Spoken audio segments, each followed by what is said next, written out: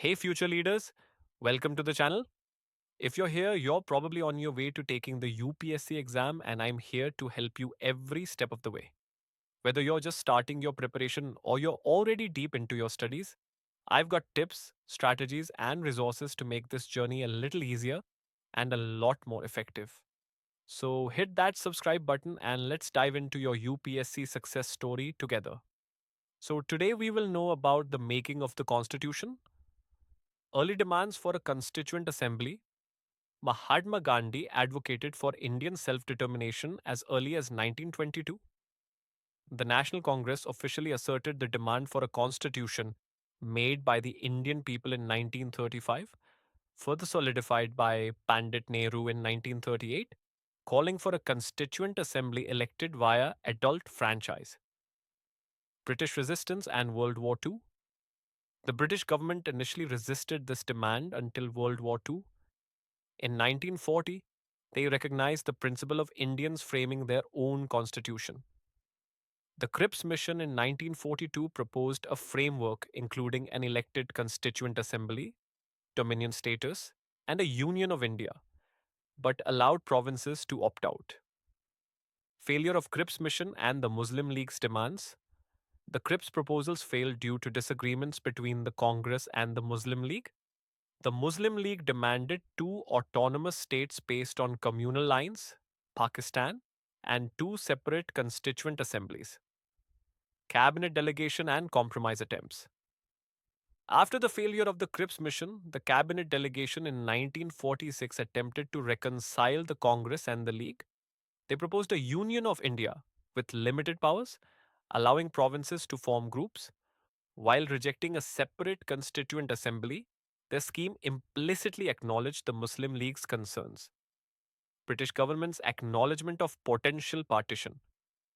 Following elections for the Constituent Assembly, disagreements arose over the grouping clauses. The British government on December 6, 1946, acknowledged that they would not force a constitution on any unwilling part of the country, hinting at the possibility of two constituent assemblies. Mountbatten Plan and Partition. Lord Mountbatten was sent to expedite the transfer of power. He secured an agreement to partition Punjab and Bengal, creating Hindu and Muslim majority areas. The Mountbatten Plan, formalized on June 3, 1947, allowed the legislative assemblies of these provinces to vote on partition. Referendums were also proposed for the Northwestern Frontier Province and Sylhet.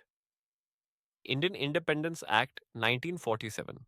The British Parliament swiftly passed the Indian Independence Act 1947, which came into force on August 15, 1947.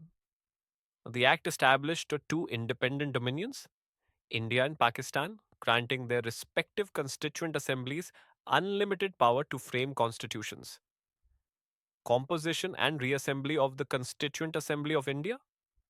The Constituent Assembly, initially elected for undivided India, reassembled on August 14, 1947, as the sovereign body for the Dominion of India.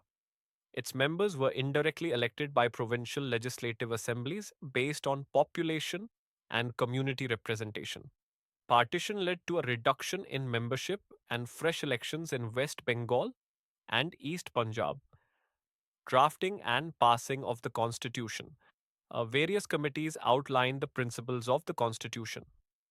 The drafting committee, chaired by Dr. Ambedkar, prepared a draft Constitution of India in February 1948. The Constituent Assembly considered the draft clause by clause and finalized it on November 26, 1949, when it was signed by the President. Commencement of the Constitution, provisions relating to citizenship, elections, and the Provisional Parliament came into effect on November 26, 1949. The rest of the Constitution came into force on January 26, 1950, marking the date of its commencement. Thank you. If you like the video, then please like, comment, and subscribe.